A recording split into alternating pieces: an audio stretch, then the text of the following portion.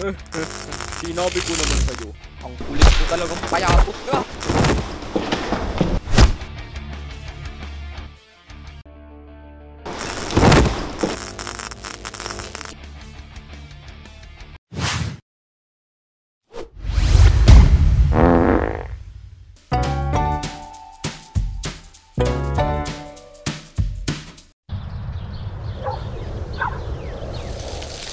Ay, ano ba yan? Natalo yung alaga mong Huntsman. Oo nga, kung nilagyan ko lang sana ng putok yung Huntsman ko, baka manalo pa siya. Ginawa mo naman putok yung panlaban niya. Ano yan? Fireworks display? Heh.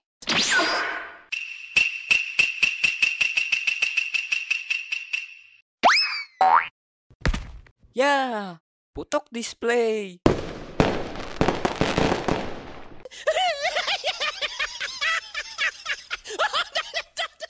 Spider-Man, ikaw ba yan? Nako. Popoy! Nandiyan ka na pala, Popoy. Di namin napansin. Sinayang mo pagkakataon dyan. Sana pala, kiniskis mo muna sa kilikili ni Raprap yung Huntsman mo para unang inhale ng mantis, tumba agad. Hala, sumbong ko kayo Sumbong ko kayo kay Raprap. Baka kayo ang matumba. Oh, alis muna ako Hahanap pa ako ng mga gagamba sa puno. O sige, Popoy. Malakas dapat makuha mo Siyempre, boy. Jan, sure ka ba na mananalo yung gagamba na sinasabi mo sa mantis ni Andoy? Sure kaya ako. Kaya ko nga siya hinamon para mawala tapang niya at matakot na siya sa gagamba ko. Sinabi mo yan Pag natahalo ulit yung gagamba mo, nako po, mapapahiya tayo nito sa mga kalaro natin. Oo, huwag kang mag-alala. Sure ako. Sure na sure. A few inches later. Ano, Jan? Hintayin ba kita ulit dito? Hindi Isasama mo na ako? Saan? Saan kita sasama? Sa ano? Secret base mo? Ay, hindi. Hindi pwede. Ay, ganyan na pala Parang di tunay na kaibigan. May pa secret pang nalalaman. Ay, hindi tayo dun pupunta. Wala akong tarantula. Bakit sabi mo ipanglalaban mo yung tarantula? Sinungaling ka pala Hindi. Sinabi ko yun kasi nga, may kaibigan akong merong tarantula. Oh, sino yun? Marami siyang gagamba? Hindi ko alam. Kasi dalawa lang nakita ko na gagamba niya Alaga niya daw. Ang tanong, papahiramin ka ba niya ng gagamba? Anong klaseng tanong yan? Siyempre papahiramin ako ni Kuya Ray. Tara, tinan mo. Medi wow. Hingi nga daw tayo ng gagamba. Gagamba? Ikaw? Hingi ka? Sige ba, kung bigyan ka. Tara na. Sige, tara na.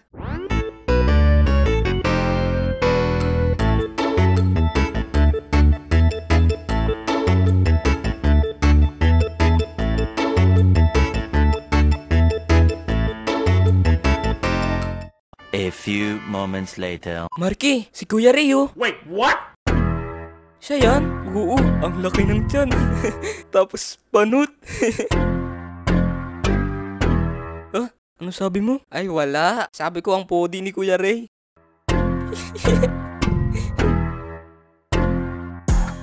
Panot! Ano pala? Kuya Ray! Anong tinatawag niyo na panot? Narinig ko yun Wala po. Mali lang ata kayo ng dinig, Kuya Ray. Kaibigan ko nga pala, si Marky. Kaibigan mo? Tika lang, nagsasampay pa ako. Kuya Ray, pwede po ba makairam ng gagamba nyo? Wait, tama ba ako nang nadinig? Hihiram ka ng gagamba ko? Oo, Kuya Ray. Hihiram ako ng gagamba. Anong gagamba naman ang hihiramin mo? Yung tarantula po sana. Ipanglalaban ko po sa pinagmamalaking mantis ni Andoy. Abay, wala na akong tarantula. Bawal pala mag-alaga ng tarantula. Napanood ko sa TV, may multa sa manghuhuli at mag-aalaga ng tarantula. Kaya naman, pinakawalan ko na lang sa manggahan yung mga tarantula na meron ako. Hala! Paano yan? Hindi na natin malalaman kung sino mananalo. Kung yung tarantula ba o yung mantis. Kung iisipin natin, mas malaki ang tsansa ng tarantula manalo kasi ang mantis medyo payat. Ang tarantula malakas, mataba tapos makapal ang kanyang balat. Kaya naman sigurado ako, kakainin lang siya ng tarantula na alaga ko. Katulad ng ipis na pinapakain ko sa kanya, kinakain niya lang agad. Ang bilis. Oo nga, Kuya Ray. Pero paano yan? Sabi ko pa naman kay Yandoy, may ilalaban ako sa kanya ng malakas na gagamba. Huwag ka mag-alala. Dahil meron ako din na malakas na gagamba bukod sa gagambang tarantula. Pero ako ang maglalaban sa kanila para mas maganda ang laban. Anong gagamba yon, Kuya Ray? Pipili tayo ng gagamba na ilalaban sa mantis. Kung mas malaki, piliin natin yung kasing laki niya para patas ang laban. Oh, nasa na pala yung kalaban nyo? Dyan, na merong, alagang mantis. Ay, nga pala. Nandun po siya sa manggahan. Wait lang po.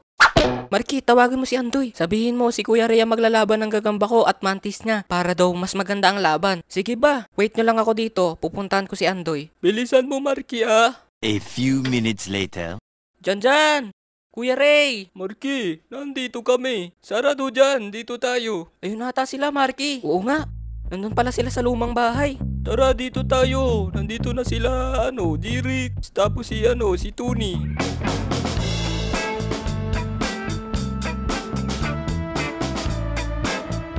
Manunood daw sila ng laban. Paano kaya maglalaban yung mantis tapos yung gagambang kuryente, Kuya Ray? Oo nga, para ngayon pa lang. Alam ko na kung sinong mananalo. Ilalagay mo sa stick na malaki. Saan sila ilalaban? Dito natin ilalaban yung gagamba. Bakit dito natin ilalaban yung gagamba? Oo nga, bakit dyan, Kuya Ray? Kasi baka malaglag sila ng malaglag sa stick. Hindi naman siya nakakadikit sa stick. Kaliit-liit ng stick eh. Tsaka mantis ang kalaban ng gagambang kuryente. Ang pinakalugi dito, yung mantis. Wait, bakit ang baho? Amoy tae. Wala naman dito si Rap-Rap pero ang baho. Oo nga. Ngek, nakatapak pala ako ng tae. Siguro kay White ito. Labas ka muna, Andoy. Linisan mo yung tsinelas mo para hindi mabantot din eh. Ito na yung gagambang kuryente ni Janjan. Lagay ko na yung mantis ko, Kuya Ray. Ngayon, hulaan nyo daw kung sino ang mananalo. Kung ako tatanungin, ang boto ko yung gagambang kuryente. Bakit gagambang kuryente pangalan ng gagamba? Nangunguryente ba yan? Oo. May kuryente yan, kaya gagambang kuryente yung pangalan. Di ba, Kuya Ray? Hindi naman yun gayon. Sino kaya ang unang lalapit para umatake? Yan na. Lumalapit na yung mantis, oh. Chop-chop ka ngayon sa mantis ko. Wala yan, talo yan. Sure ako. Tignan mo ang gagamba ni Kuya Ray. Sa'yo ba talaga yan, Janjan? Parang kay Kuya Ray yung gagambang kuryente na ilalaban mo eh. Ay, yung gagamba ko pala na mataba. Kala ko ang sabi mo Hindi mo ko kaya saktan, bro. Makapal ata laman ko. Ay sa kagaya mo na payatot. Aba. Kala mo kung sino tong taba na to.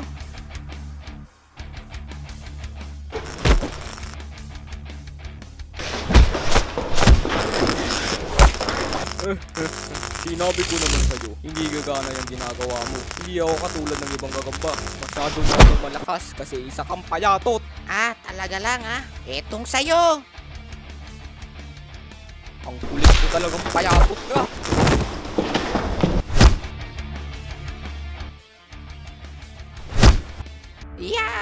Tanggapin mo to.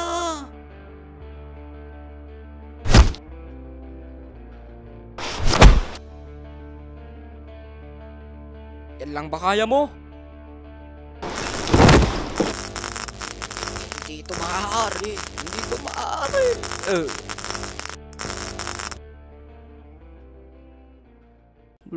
Lugi ako. Talo agad yung mantis ko. Wah, talo siya. Kawawa. Nabugbog yung alaga niya. Bleh. Sabi ko sa inyo mga bata. Mananalo talaga yung gagambang kuryente. Wawa si Andoy. Talo yung mantis niya. Kala mo ka. Mama! Nanapak man itong bataan na to. Okay ka lang dyan? Iiyak ka na ata Jan. Okay ka lang dyan. Yayay ba? Huwag mong sasabihin na iiyak ka Jan. Hindi Ang hina lang ng sapak niya No damage.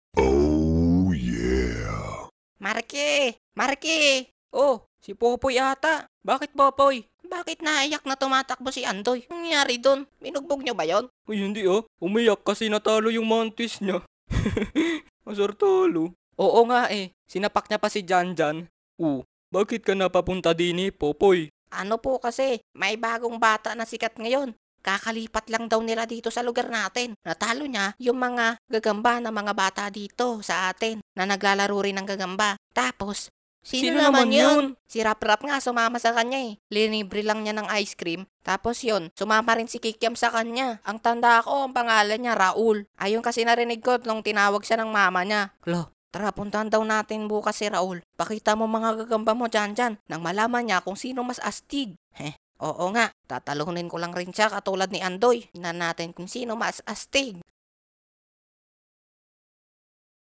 Wala, maduga. Masyadong malaki ang gagamba mo. Sus, tanggapin mo na. Talo ka lang eh. Tapang mo ah. May mas malakas pa sa gagamba mo. Tatawagin ko siya. Tawagin mo. Nang malaman natin kung sino may mas malakas na gagamba. Sino kaya yung tatawagin niya? Mukhang tatawagin niya si Janjan, yung batang may pinakamaraming gagamba dito sa amin. Hindi ko siya aatrasan. Papakita ko sa kanya mga koleksyon ko ng gagamba. Nga pala, ito ang mga nag-comment at nagbahagi ng kanilang experience sa nakaraan nating video na Gagamba Part 7. Unang babasahin ko ay ang kwento na binahagi ni Ray Animation, ang aking experience sa Mantis. Isang umaga, habang ako'y naglilinis ng classroom, may lumapit sa akin si Bernard. Nagbigay ng isang papel at lumabas ang sobrang laking mantis. Muntik na akong makagat, buti na lang na itapon ko. Kaso hindi pa rin nagtatapos. May pumasok sa isip ko. Yun na nga, nilagay namin sa stick ang mantis. At habang bitbit ko ito, ay nabitawan ko dahil sa sobrang sakit ng kagat ng mantis. Natapakan ko yung mantis at hanggang ngayon, hindi ko pa rin makalimutan. Nag-share rin ng experience si Super Idiots. Ito story ko sa mantis. Dati may alaga akong mantis, baby pa lang. Pero pagbili ko ng Dubai Roach, ayaw kainin. Ayun, namatay siya 2 weeks pa lang. Maraming salamat nga pala sa panonood. Hanggang dito na lang tong video na ito. At abangan nyo yung susunod ko na upload. Kaya comment na kayo dyan sa baba. Yun lang. Papush! Salamat sa panonood. Ito na nga pala ang ating shoutout.